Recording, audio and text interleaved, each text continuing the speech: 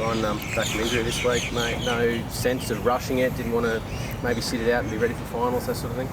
No, not at all. I think we saw the way it pulled up pretty quickly. We could tell it wasn't too long of an injury, and I probably was touch and go for the last game, but obviously wanted to make sure it was all good. So a full week leading into training leading into this game, it should be all sweet. You haven't had to manage the load of training, anything like that? Nah, if anything, rehab's a bit of a tougher sort of session. So yeah, if anything, I think I got a little bit more fitter. Obviously, match fitness is a little bit different, but no, didn't miss too many sessions with the same sort of intensity. So it was good preparation. How frustrating has it been to sit on the sidelines though and watch the boys, like five games since the restart with only one win?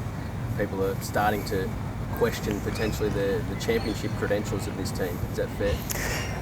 Yeah, it's definitely been tough in regards to that question, but I think I'm not sure if it's fair. I think we're still going to finish on top of the table pretty comfortable.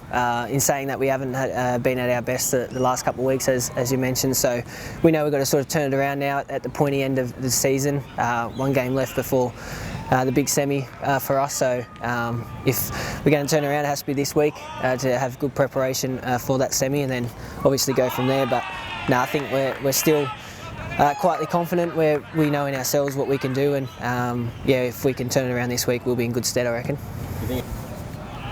Almost all of your rivals, except for Western Sydney, obviously aren't going to be in the finals.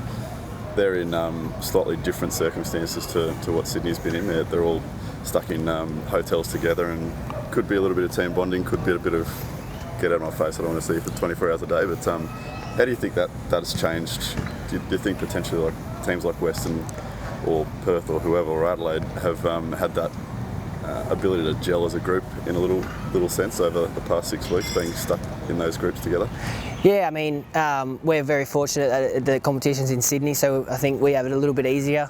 But in saying that, I know that the other teams probably have struggled with the quarantine and the rest of it being stuck in hotels. But like you mentioned, it does bring the group closer, and everything's more controlled when you're in that environment. So things can become a little bit better for the team with the performance and the way they gel and the culture. So that could definitely be a factor for them. But yeah, here at Sydney, like I said, we're a very tight-knit group, and we know our culture's great, so we're pretty happy with how we're going too, so we'll just have to see how it goes. And just a quick one on Luke Ivanovic, aside from not being able to get through a half a footy without getting cramp. He looked extremely impressive last week, and as he has done for a while.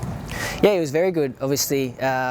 Some great dribbling, and obviously his goal was a specky too. So yeah, he's been great. He needs to wait for his chance, which as young players everyone needs to do. And when he got that chance, he took it really well. But obviously the cramp sort of ended his game a bit prematurely. But he'll be right, I think, this weekend, and hopefully he gets another chance and scores a few more goals for us. Yeah, he genuinely could be. I mean, the number of superstars Sydney's got kind of up front and in that attacking midfield role is, I mean, everyone knows it, but he could potentially be putting quite a bit of pressure on those guys in the form that he's in. Yeah, definitely. I mean, like you said, we've got a number of great players that play in those positions, so Lukey's had to bide his time, and when he got his chance, he definitely took it. So he's always knocking on the door. It's just a matter of getting that chance and making the most of it. So I'm sure going into the finals, he might get a few more chances, and hopefully he takes them with both hands. I've got one last very quick one. Yep. Aaron Culver, coming up against him, obviously an old roommate. Have you had any back and forth this week, or any stories you'd like to reveal about what he's like as a roommate? I think there's not too much to tell about it. I've spoke to him a bit. Obviously, he's staying in Sydney, so I've spoke to him. But he had a game, I think, last night or the night before, so we hadn't talked about our game too much. But no, it'll be good to come up against him if he plays. He's always a good laugh on the field, so hopefully I get to come up against him and have a chat. Obviously there's a job at hand on Saturday, and then you've got finals to focus on, but it's important to celebrate success, and you finally get to lift the Premier's plate this week. Dave told me before that you're the only squad member here that's been involved in all 4 of Sydney FC's Premier plays. How important is it to savour success like that? Yeah, I think it's very important.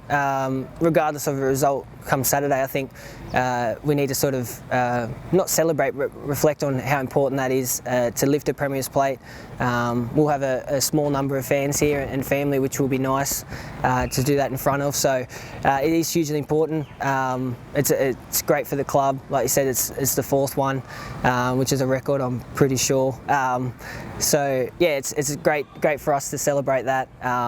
But in saying that, we do have finals coming up, so we can't go too crazy. But it would be nice to sit back and enjoy that with the boys, maybe Saturday night or Sunday.